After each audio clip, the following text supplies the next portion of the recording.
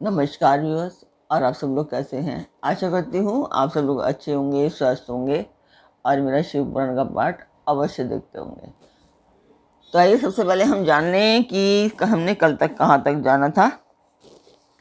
तो कल तक था शिव जी के किरात अवतार के प्रसंग में श्री कृष्ण द्वारा द्वैत वन में दुर्वासा के शाप से पांडवों की रक्षा, कि उन्होंने पांडवों की रक्षा किस तरह से की थी।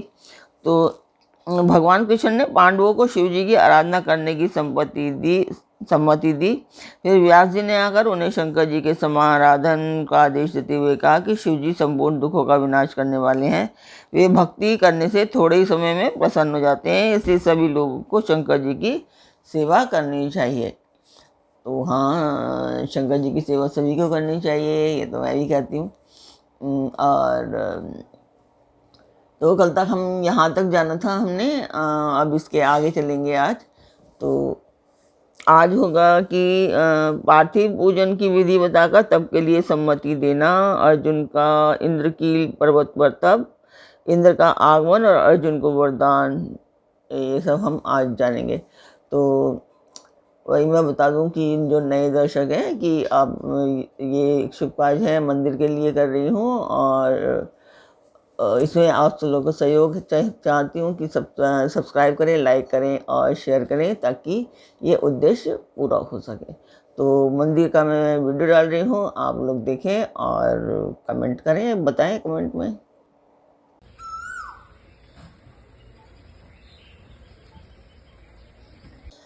तो आपने मंदिर की वीडियो देखी, आपको मेरा पाठ कैसा लग रहा है कमेंट बॉक्स में मुझे अवश्य बताया कीजिए। तो अब हम चलेंगे आज के पाठ पर। स्वागत करती हूँ मैं आप सभी का अपने इस कार्यक्रम शिव पुराण में, शिव पुराण की शतरुद्र संहिता में। तो आज के पाठ में आप सुनेंगे कि व्यास जी को अर्जुन को शक्र विद्या और पार्थिव पूजन की विधि बताकर तप के लिए सम्मति देना, अर्जुन का इंद्रकील पर्वत पर तप, इंद्र का आगमन और अर्जुन को वरदान, अर्जुन का शिव जी के उद्देश्य से पुनः तप में प्रवृत्त होना।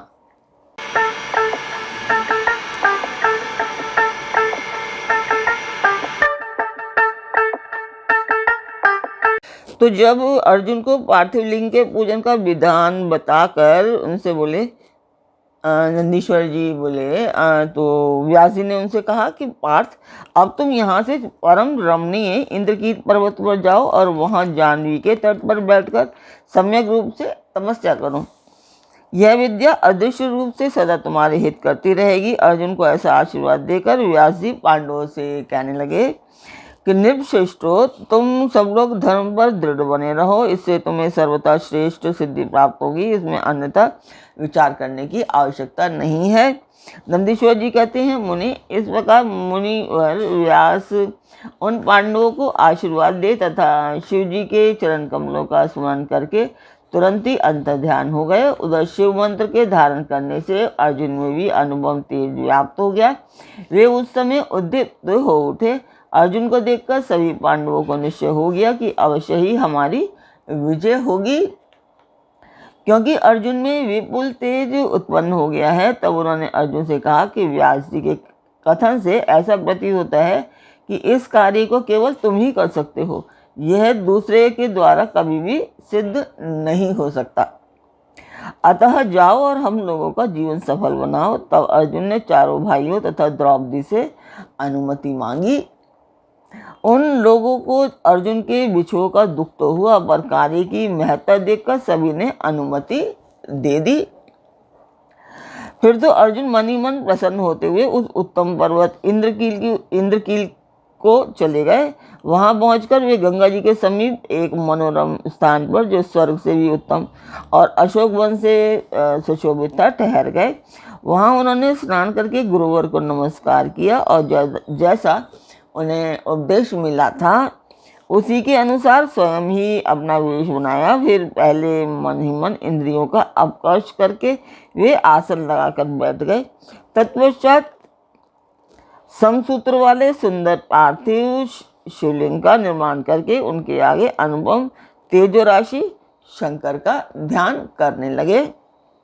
वे तीनों स्नान करके अनेक प्रकार से बारंबार शिव जी की पूजा करते हुए उपासना में तत्पर हो गए। तब अर्जुन के शिरोभाग से तेज की ज्वाला निकलने लगी। उसे देखकर इंद्र के गुप्तचर भयभीत हो गए। वे सोचने लगे यह यहाँ कब आ गया। पुनः उन्होंने ऐसा विचार किया कि यह घटना इंद्र को बतला देनी चाहिए। ऐसा सोचकर ये तत्काल ही इंद्र के समीप गए।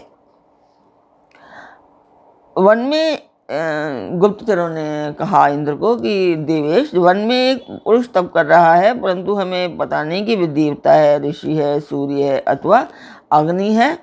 उसी के तेज से संतप्त होकर हम आपके सन्निकट आए हैं। हमने उसका चरित्र भी आपसे निवेदित कर दिया। अब आप जैसा उचित समझे वैसा करें। तो नंदीश्वर जी कहते हैं कि मुने उस गुप्तचरों के यों कहने पर इंद्र को अपने पुत्र अर्जुन का सारा मनोरथ ज्ञात हो गया। तब वे पर्वत रक्षकों की विदा करके स्वयं वहाँ जाने का विचार करने लगे। विप्रवर, इंद्र अर्जुन की परीक्षा करने के लिए वृद्ध ब्रह्मचारी ब्राह्मण का वेश बनाकर वहां पहुंचे। उस समय उन्हें आया हुआ देखकर पांडुपुत्र अर्जुन ने उनकी पूजा की और फिर उनकी स्तुति करके आगे खड़े हो पूछने लगे, ब्राह्मण बताइए, इस समय कहाँ से आपका शुभागमन हुआ है।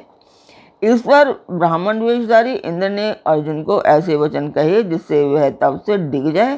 पर जब अर्जुन को दृढ़ निश्चय देखा तब अपने स्वरूप में प्रकट होकर इंद्र ने अर्जुन को भगवान शंकर का मंत्र बताया और उसका जप करने की आज्ञा दी।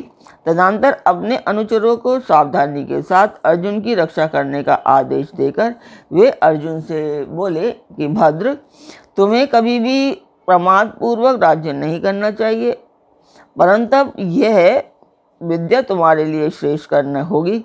साधक को सर्वथा धैर्य धारण करके रहना चाहिए। रक्षक तो भगवान शिव हैं ही, वे संपत्तियां और फल दोनों समान रूप से देंगे, इसमें तनिक भी संशय नहीं है। तो नंदेश्वर जी कहते हैं कि मुनि, इस प्रकार अर्जुन को वरदान देकर देवराज इंद्र शिव जी के चरण कमलों का स्मरण करते हुए वे अपने भवन को लौट गए। तब महावीर अर्जुन ने सुरेश्वर को प्रणाम किया और फिर वे मन को वश में करके इंद्र के उपदेशानुसार शिव जी के उद्देश्य से तपस्या करने लगे। तो आज का पाठ मैं यहीं पर पूर्ण करती हूँ। आशा करती हूँ आपको पाठ अच्छा लगा होगा। अच्छा लगा है तो सब्सक्राइब करें, लाइक करें और शेयर करें, सदैश कि मैं ये उद्देश्य अपना पूर्ण कर पाऊँ मंदिर के लिए जो मैं करना चाह रही हूँ। तो कल फिर मिलते हैं एक नए पाठ में, एक नई उमंग, एक नई तरंग के साथ। तब तक के लिए आज्ञा दीजिए। ओम नमः शिवाय। जय माता।